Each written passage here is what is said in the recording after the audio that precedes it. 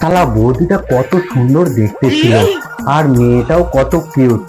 আমার কপালে এরকম বউ জুটবে না।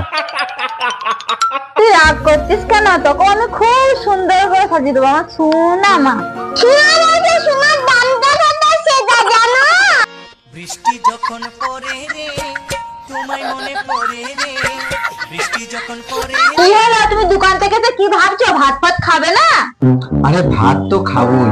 আমি রাস্তা দিয়ে আস্তে আস্তে না একটা বাঙালি বৌদি দেখলাম। বৌদিটার সাথে একটা কিউট মেয়ে ছিল, ওটা মনে হয় ওরই মেয়ে। কত কিউট আর কত সুন্দর, তোমায় কি বলবো।